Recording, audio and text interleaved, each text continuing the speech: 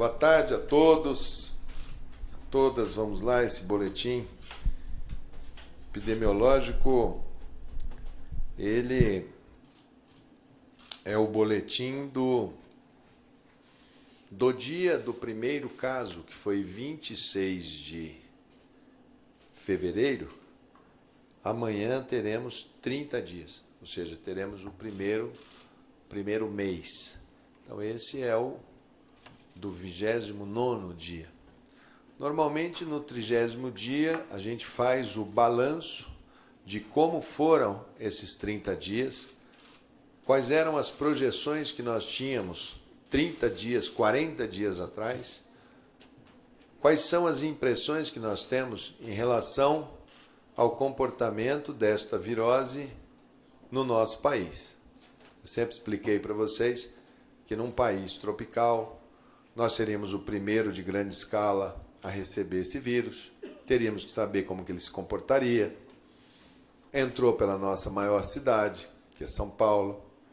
São Paulo teve uma característica de ter um hospital de idosos que começou muito cedo um circo de contágio ali dentro, o que pode fazer com que o número de óbitos seja mais concentrado nessa unidade. Então, todos esses fatores agora nós iremos fazer esse balanço durante todo amanhã e durante todo esse final de semana para projetarmos os próximos 30 dias por região e por cidade. Os números estão crescendo num ritmo aproximadamente igual nos últimos dias. O Wanderson vai fazer a apresentação e depois dessa apresentação dos números a gente faz os comentários e os encaminhamentos que já foram dados e os próximos passos. Então vou passar para o Wanderson para que ele faça o boletim. Boa tarde a todos. Os números de hoje são 2.433 casos no total e 57 óbitos. Nós temos 2,4% de letalidade, sendo 105 casos no total na região norte, onde nós temos 4,3% dos casos no total, dos casos do Brasil, sendo 23 no Acre, 54 no Amazonas, registrando aí o primeiro óbito na região norte. Um caso no Amapá, 7 casos no Pará, 5 casos em Rondônia, 8 casos em Roraima e 7 casos no Tocantins. Total 105, 4,3. Temos 390 casos no Nordeste, 15,8% do total. 11 casos em Alagoas, 84 na Bahia, 200 casos no Ceará, 8 casos no Maranhão, 3 casos na Paraíba, 46 em Pernambuco, 8 casos em Piauí, 14 casos no Rio Grande do Norte, 16 casos no Sergipe. Pernambuco registrou o primeiro óbito por coronavírus. Então temos um óbito novo, primeiro óbito na região norte, primeiro óbito na região nordeste.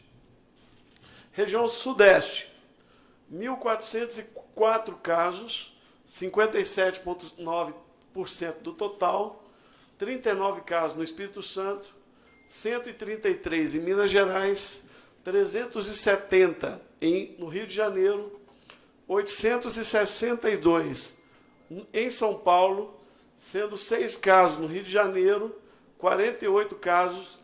6 óbitos no Rio de Janeiro, 1,6% de letalidade, 48 óbitos em São Paulo, 5,6% de letalidade de São Paulo.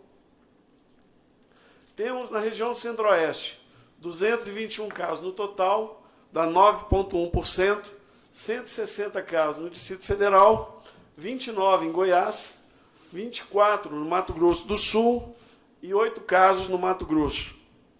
São 221 casos no total. Região Sul, 313 casos, 12,9 casos no total, 81 no Paraná, 109 em Santa Catarina, 123 no Rio Grande do Sul, tendo aqui o primeiro óbito registrado na região sul. Então, temos, além da região sudeste, óbitos registrados na região norte, região nordeste e região sul, fazendo 57 óbitos em 2.433 casos, que dá uma letalidade de 2,4%. Obrigado, ministro. Bom, nesses números, Wanderson, me chama assim, bastante atenção alguns estados que a gente tem agora já mais um foco mais aproximado. Já eram alguns que eram esperados. Por exemplo, região norte, a gente já esperava Manaus, uma grande metrópole, né? Agora chama atenção o Acre, com 23, que é um estado com baixa população. A região nordeste, os estados mais ou menos distribuídos, o Ceará tem um excelente serviço de saúde, de atenção primária, uma alta capilaridade de vigilância. Temos que perceber se é a vigilância do Ceará que está muito sensível, que está conseguindo triar, porque é uma das vigilâncias mais bem estruturadas, os sistemas de atenção primária bem estruturados, ou se é realmente um brote diferente dos outros. Né? Na região sudeste, São Paulo e Rio de Janeiro continuam sendo objetos de muita preocupação, e Minas, obviamente, esses três estados somados, nós temos aí quase 100 milhões de brasileiros, dos 200 milhões, quer dizer, são os estados onde nós temos a maior concentração por metro quadrado de brasileiros, que é um dos fatores que nos levam a preocupar muito com essa região. O Centro-Oeste, Distrito Federal, o número de casos concentrado, também é uma unidade muito pequenininha, né? um território muito pequeno, com uma capilaridade muito boa da saúde. Goiás mantendo um número baixo, né? Mato Grosso do Sul proporcionalmente a Goiás segurando bem, e o Sul, a nossa preocupação com os idosos e com o inverno que aí vem, o Rio Grande do Sul e Santa Catarina realmente nos preocupando. Quando fizermos os testes rápidos, esse número de confirmados, 2.433, ele vai aumentar muito, ele vai lá para cima.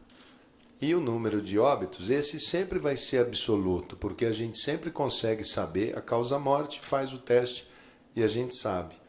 Então a letalidade, que é quantos por cento, vai ficar menor que 2,4, porque nós vamos fazer, isso vai ser mais um elemento para que a própria população possa gradativamente entender a dinâmica dessa virose em nossa sociedade. Nós temos uns números,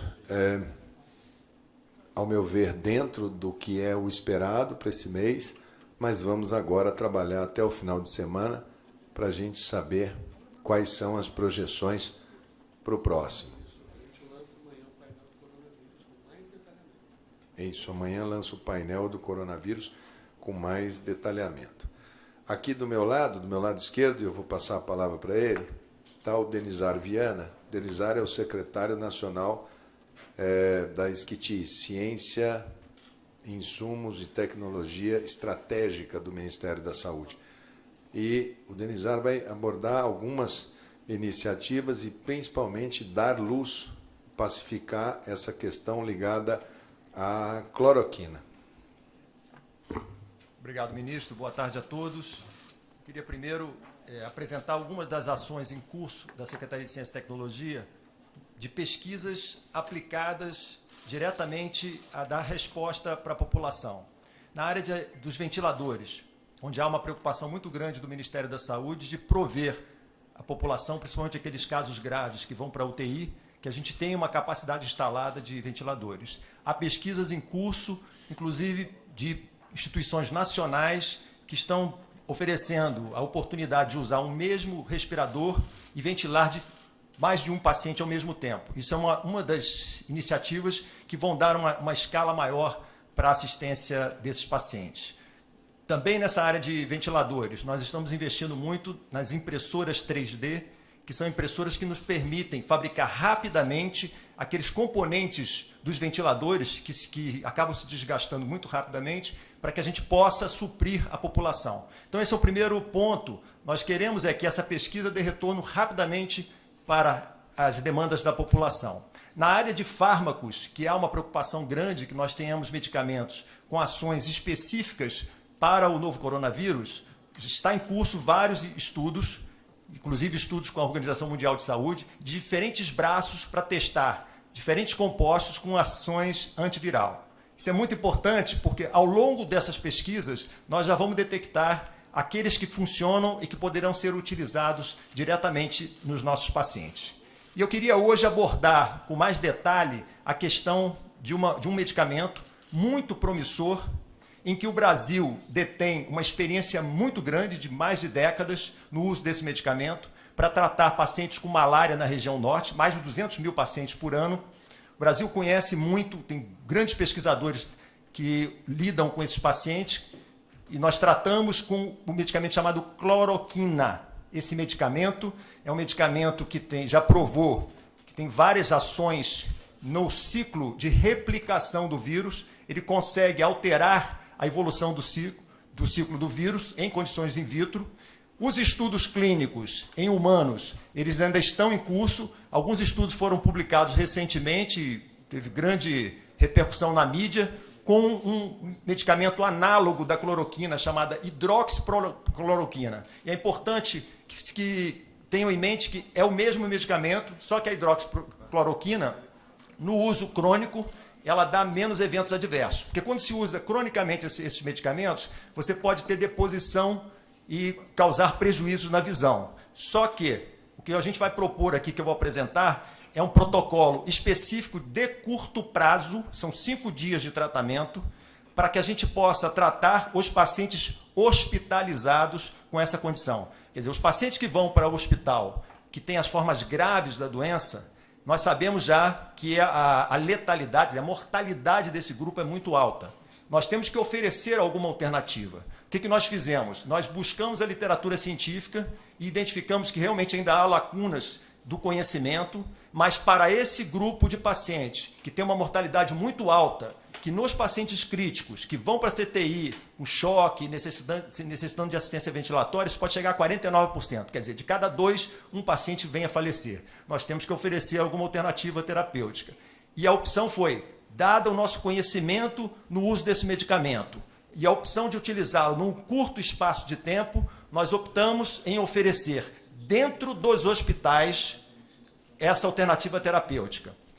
Isso é muito importante porque a população recebeu algumas informações e muitos foram às farmácias comprar o medicamento hidroxicloroquina. Eu quero fazer aqui um pedido à população: não usem esse medicamento de forma fora do ambiente hospitalar. Por quê? Porque isso não é seguro. Esse medicamento tem que ser feito em condições de segurança, acompanhamento médico, porque durante o uso desse medicamento a gente pode ter algumas alterações no ritmo do coração. E isso tem que acontecer dentro do ambiente hospitalar. Então, esse é o primeiro ponto. O Ministério da Saúde está propondo um protocolo para os pacientes graves, somente os pacientes graves hospitalizados, para que a gente possa oferecer uma alternativa terapêutica de curto prazo. Os estudos estão em curso, nós vamos obter mais informações sobre esse medicamento, que vão fortalecer essa nossa estratégia. Então, nós vamos ter a oportunidade, e eu quero novamente frisar, essa é uma classe terapêutica já utilizada frequentemente com os nossos pacientes em diferentes tipos de doença. Eu citei o caso da malária porque é o caso onde a utilização é ampla, trata-se mais de 200 mil pacientes há décadas. Mas isso é muito importante, que esse medicamento ele vai se adicionar a todos os outros suportes que já são feitos nesses doentes. Nós não vamos deixar de fazer as outros suportes, que é da assistência ventilatória, tratar sintomaticamente esse paciente. Tudo isso vai continuar. Nós vamos adicionar esse protocolo dentro dos hospitais para esse segmento de maior gravidade. Um outro ponto importante é que hoje o Brasil ele detém uma competência e uma capacidade de produzir esse medicamento em larga escala. A partir de amanhã, o Ministério da Saúde começa a distribuir para os estados 3,4 milhões de unidades desse medicamento. Isso vai dar para a gente uma capacidade de oferecer para aqueles pacientes que, porventura, venham a se internar com as formas graves da doença, e, mais uma vez, é importante frisar, as formas graves, elas são detectadas pelos médicos que fazem o acompanhamento desses pacientes nos hospitais.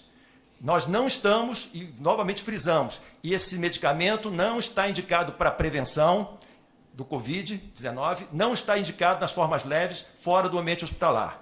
Isso é muito importante que a população tenha isso em mente. Nós vamos oferecer em uma condição complementar ao tratamento desses pacientes dentro dos hospitais com o máximo de controle. Por quê?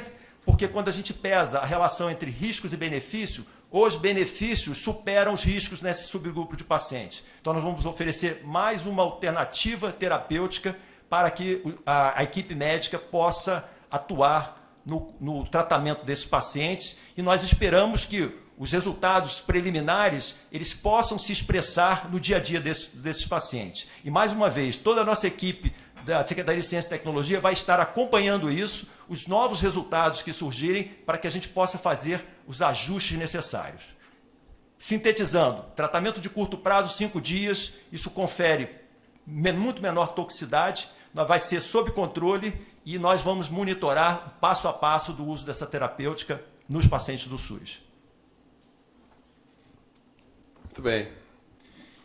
Denizar ele usa bastante termo técnico.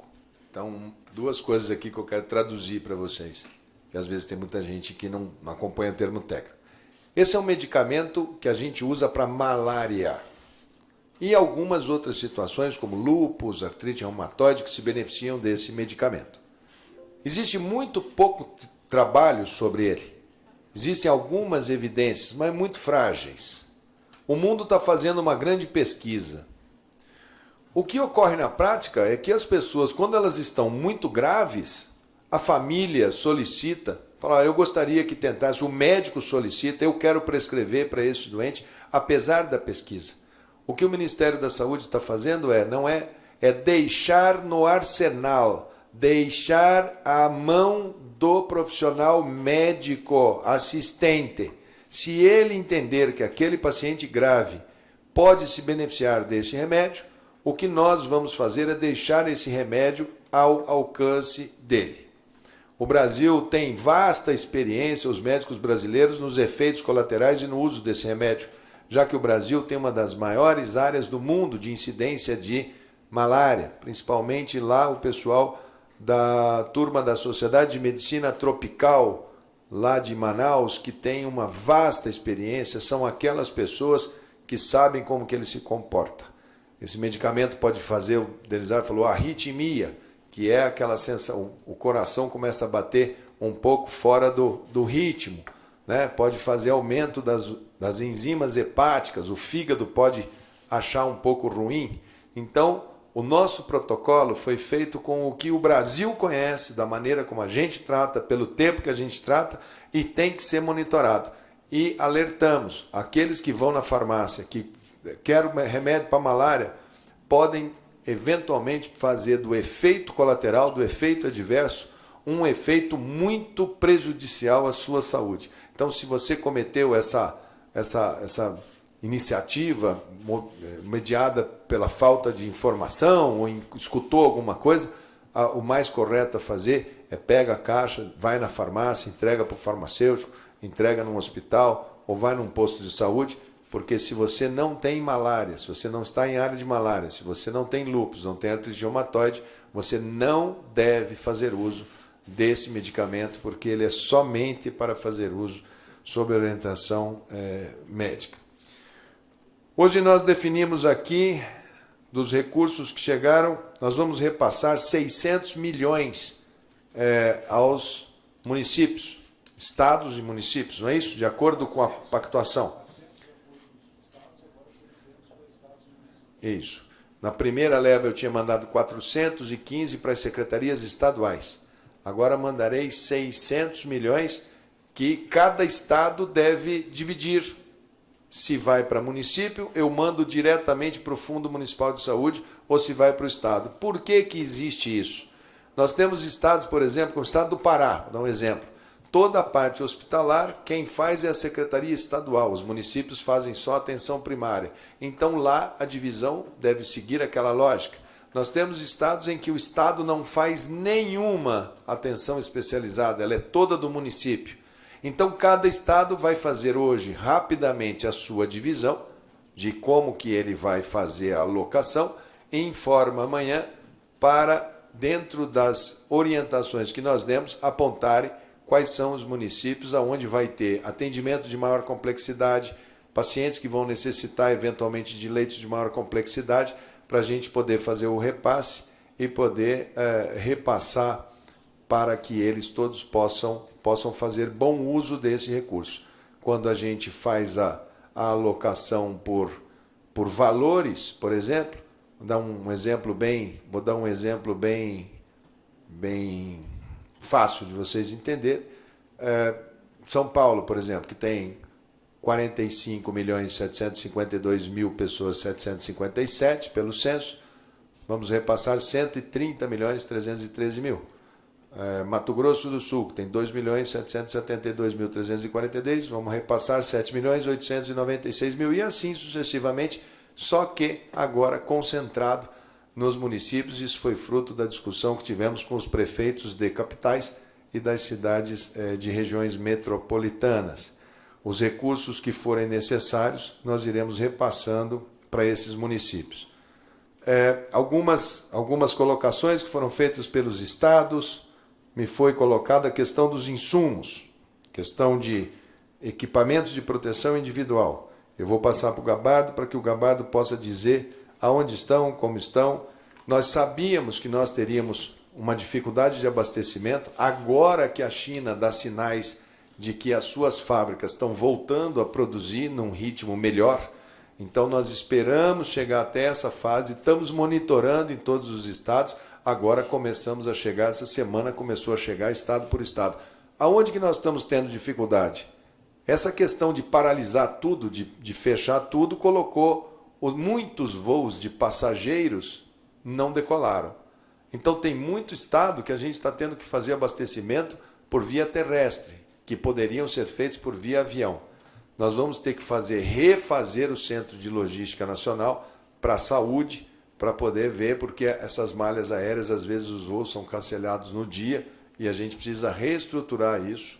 Já conversei com o ministro Tarcísio para que ele reveja uma logística para a saúde, já que isso também faz parte de todo esse quadro desta doença, dessa situação. Quando a gente fala em fragmentação, quando a gente fala em vários setores que são afetados, os hospitais são afetados, os ventiladores são afetados, a logística também é afetada. A economia, que está tão em voga essa discussão, daqui a pouco eu vou falar sobre ela, também é um dos pontos que merecem atenção. Então, o Gabardo vai me colocar aqui a respeito do EPI. Também um segundo assunto que eu percebi logo na segunda-feira, foi que eu expliquei para todos os estados, expliquei para toda a imprensa, para todas as pessoas. Quando a gente faz campanha de vacina para a gripe, dos idosos, como a gente chama, tem anos que a gente fica pedindo, pelo amor de Deus, para as pessoas irem vacinar. Esse ano, aqueles que são anti-vacina, o movimento anti-vacina, acho que eles esqueceram a campanha deles do anti-vacina, acho que eles rasgaram. Eu não vejo nenhuma pessoa do anti-vacina. Eu entro no site deles, eles estão todos quietos. Mas, enfim, nós fazemos sempre assim, nós fazemos um estoque grande e vai usando, a gente vai mandando. Esse ano, para a gente antecipar a campanha, a partir do momento que eu vou recebendo a vacina, eu já vou mandando para os estados. Eu não faço um estoque regulador. Se eu fosse fazer o estoque regulador, eu só poderia iniciar a campanha de vacinação conforme ela estava planejada na segunda quinzena de abril. A gente quis antecipar. Para isso, a gente calcula quantos idosos e quantos trabalhadores de saúde tem por estado, que são os dessa primeira etapa. E remete para o estado de acordo com os números informados pelos estados. Teve estado que acabou a vacina com 2 horas, teve estado que acabou com 6 horas, com 10 horas, com 12 horas. Cada um foi fazendo por vários motivos. Um deles é que foi exatamente uma enorme adesão. As pessoas foram em massa para fazer a vacinação. O segundo critério foi que teve estado que falou, não, eu vou vacinar criança, eu vou vacinar adolescente, eu vou vacinar quem procurar. Gente que chegou e falou, não, eu quero uma vacina para A ou para B, e não fez os idosos e não fez os profissionais de saúde na integridade. Como é? Aí me ligam e falam assim, me manda mais amanhã de manhã. Não é assim que vai funcionar. A gente vai recebendo os lotes e vai mandando os lotes para frente. Nessa sequência, recebe daqui, faz a distribuição e vai Brasil afora. Então, às vezes, vai acontecer, mas serão no total 75 milhões de doses, que para os nossos grupos de idosos, de profissionais de saúde, depois entra a segurança, entra as crianças com portadores de deficiência, entram vários que já estão todos no site, do dia tal ao dia tal, do dia tal ao dia tal. Se todo mundo obedecer o calendário, vai dar certinho para quem a gente precisa mais proteger, que é essa parcela significativa da população. Mas também tem problema de logística para fazer isso. Então, eu vou passar para o Gabardo para que ele me diga como é que está o abastecimento de EPIs, já que os meus médicos, meus enfermeiros, meus fisioterapeutas estão me mandando e me perguntando onde está o EPI. Eu olho para o Gabardo e falo, Gabardo, cadê o EPI? Ministro, da nossa primeira compra, que foram 20 milhões de máscaras, nós conseguimos comprar 15 milhões de máscaras, nós já encaminhamos para os estados em torno de 30% deste quantitativo. Todos os estados da federação receberam, com exceção dos estados da região norte e nordeste, por essa razão que o senhor colocou inicialmente. Dificuldade porque esses equipamentos eles vão para o aeroporto para embarcar, os voos são cancelados, quando não são cancelados, eles já estão lotados, já estão carregados e não conseguem levar os nossos equipamentos. Então, houve uma decisão de, para não perder mais tempo, colocar em caminhões e foram encaminhados via rodoviária. Esses que foram por rodoviária, eles vão receber no dia 27 e dia 28, ou seja, daqui 2 dias ou 3 dias. Em função desse atraso, nós já enviamos uma segunda remessa, que vai de avião. Deve sair amanhã para a região norte e nordeste. Estamos solicitando o apoio da Força Aérea Brasileira.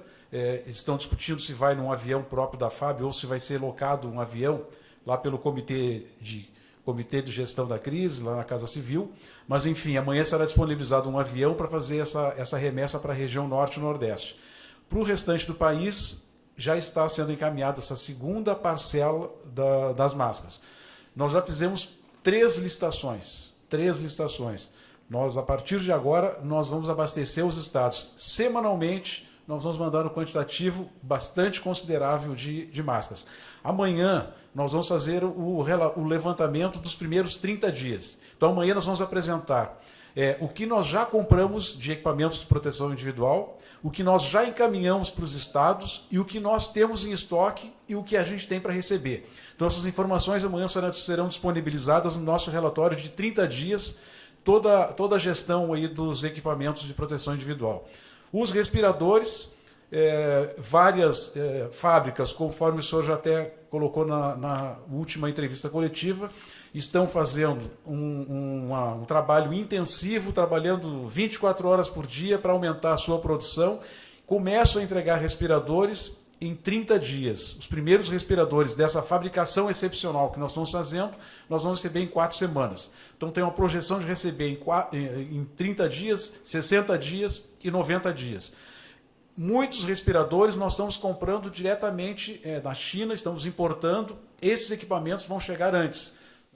A intenção nossa aqui é apresentar o gabinete, o COP, o Centro de Operações, que já vinha trabalhando num regime de 24/7. Antes de eu falar do sistema que foi montado para a coordenação da crise, eu gostaria de ressaltar que, na realidade, a pandemia, o vírus, apareceu em Wuhan, conhecimento nosso, 8 de dezembro. A partir daí, uma série de medidas foram adotadas pelo próprio Ministério da Saúde.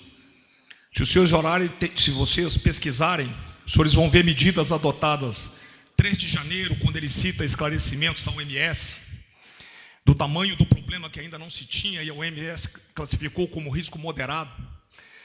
10 de janeiro, né, o próprio Ministério da Saúde acionou um comitê de monitoramento que está em funcionamento, coordenado com esse COP aqui. No dia 22, ativou o comitê, o Ministério da Saúde também ativou o comitê. Há 2 semanas foi criado o gabinete de crise, que funciona lá no 4º piso.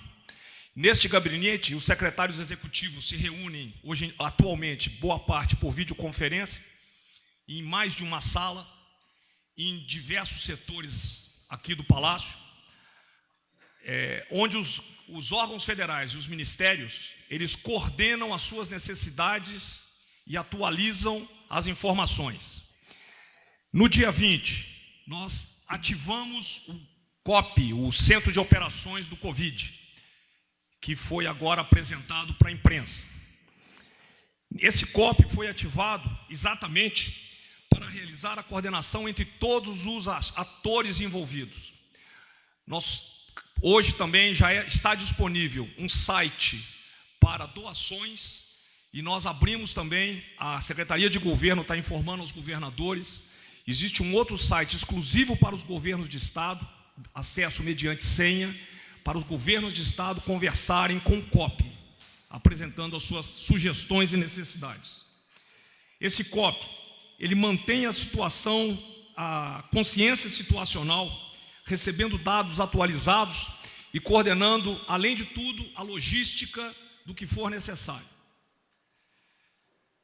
Nós monitoramos o resultado e proporcionamos ao presidente um feedback das ações que estão sendo adotadas.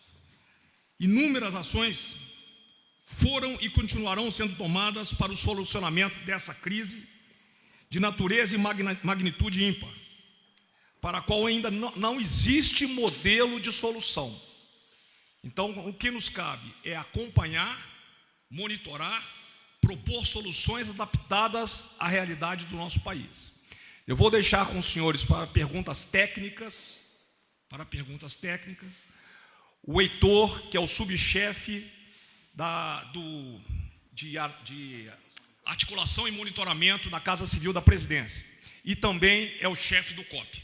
Muito obrigado. Bom dia a todos. Senhoras e senhores, vamos fazer dentro da sequência de solicitação dos jornalistas. Primeiro, jornalista Fábio Morakawa, do Valor Econômico.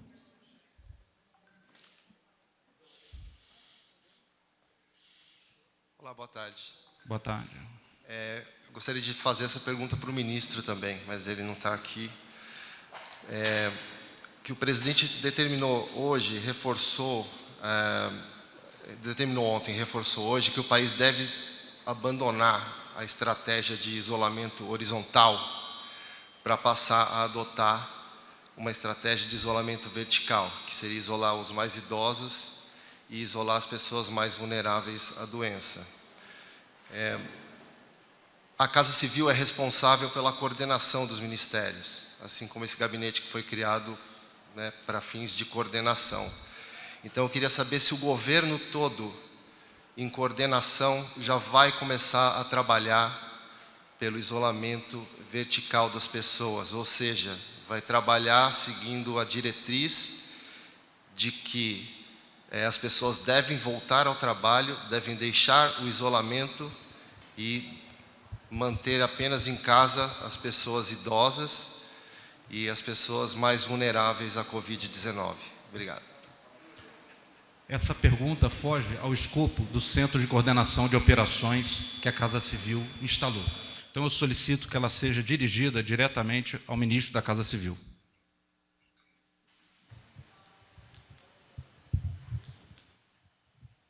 Jornalista Délis Ortiz, da TV Globo, por favor.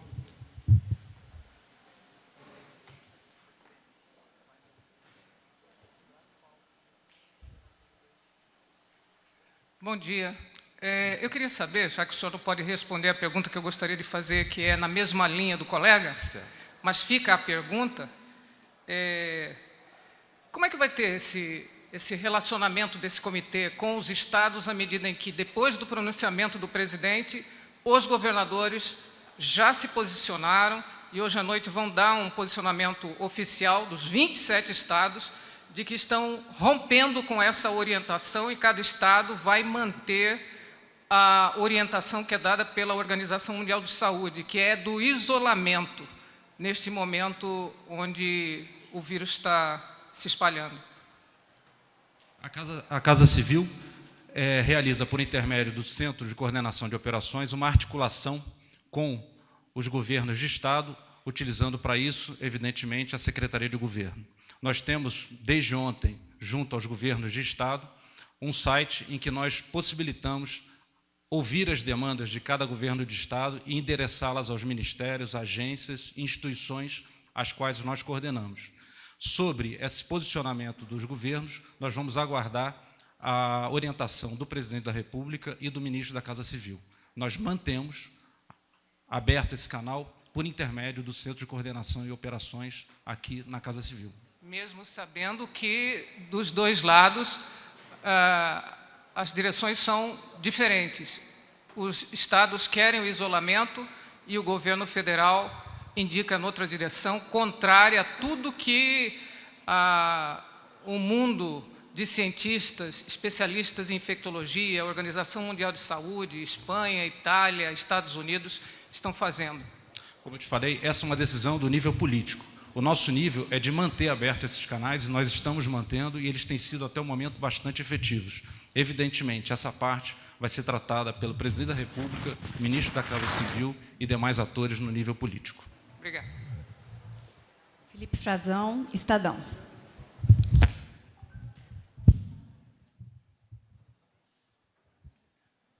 Boa tarde. Boa tarde. Eu tenho algumas questões ao senhor. Uma delas é sobre o pronunciamento do presidente. Ele manifestou uma série de restrições ao que vem sendo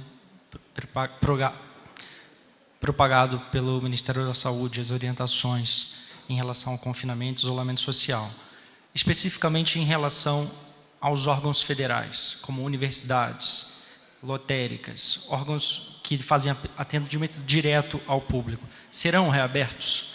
Qual é a ordem que está sendo dada pelo governo agora? Vai mudar a política em relação ao isolamento dos servidores e de quarentena?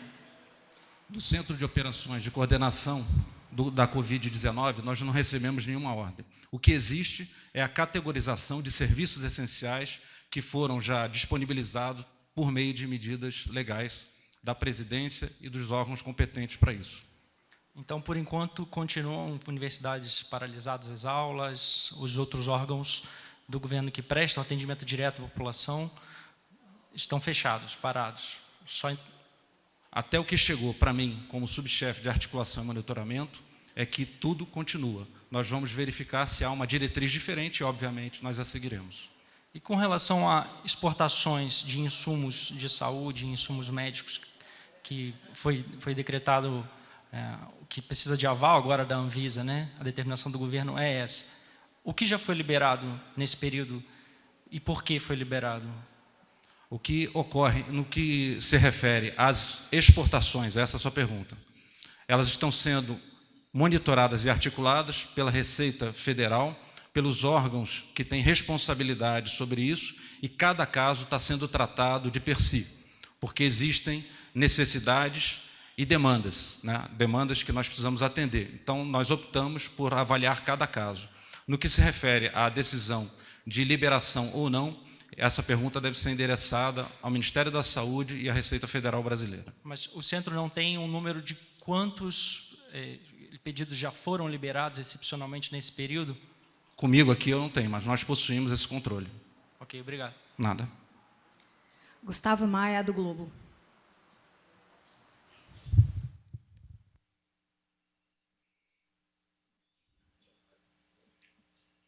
Boa tarde, coordenador. Boa tarde. Eu queria saber se o centro tem um diagnóstico atual de quanto das operações no Brasil estão paradas, já que tem essa interlocução com os estados e municípios. Em geral, quanto vocês apontam que o Brasil está parado? em percentagem, se vocês têm esses números assim, de hospitais, de como a produção está sendo afetada, e também saber se existem relatórios do governo que foram enviados à presidência apontando um cenário, uma projeção, número de mortes. Até o começo de abril, esse é mais próximo ao cenário da Itália, com 5.000 mortes aproximadamente, ou da França, da Alemanha, com 2.000 mortes aproximadamente. Na realidade, nós temos uma série de relatórios e de dados que nós procuramos tratá-los com os ministérios, agências, instituições responsáveis por isso. O papel do Centro de Coordenação e Operação, eu gostaria de deixar bem claro, é fazer a articulação entre as demandas da população, colocar todo o aparato do Estado para trabalhar de forma sinérgica para que isso ocorra, ou seja, o apoio à população, e seguindo as diretrizes do Presidente da República e da Casa Civil. Eu destaco que nós trabalhamos em 2 aspectos ou campos. Um, o de operações, em que nós trabalhamos de 0 a 10 dias, e outro de planejamento, de 11 dias em diante. No que se refere à apuração de dados, nós fazemos diariamente e, obviamente, fazemos esse trabalho com os ministérios para verificar o que aponta a cada dia para que nós tomemos as decisões. Última pergunta. Fernando Cacheta, do Metrópolis. Mas qual é o cenário hoje? Faltou. Já que tem esses dados, qual é o cenário apontado hoje? Bom, hoje o presidente da República falou que está contando com o apoio dos laboratórios das Forças Armadas, para a produção de medicamento e equipamento. Eu queria saber qual a capacidade desses laboratórios e se esses laboratórios vão ajudar a produzir a cloroquina, que o presidente vem falando que ajuda no combate e na cura ao novo coronavírus. Nós temos, evidentemente, conversas com os laboratórios, não só das Forças Armadas, mas de outras instituições que podem nos auxiliar, e nós estamos exatamente fazendo isso, uma ação sinérgica de todas as possibilidades de fabricação de cloroquina e de outros medicamentos que o Ministério da Saúde nos orientar para que seja feito. Toda essa parte de insumos de medicamento ou farmacêuticos, a gente segue a diretriz do Ministério da Saúde. E, a partir daí, com essa diretriz, a gente chama os laboratórios e verifica capacidade de produção e, antes, evidentemente, a possibilidade de produção daquele medicamento ou insumo que vai apoiar o enfrentamento da Covid-19. Agradecemos a presença de todos. Obrigada, boa tarde.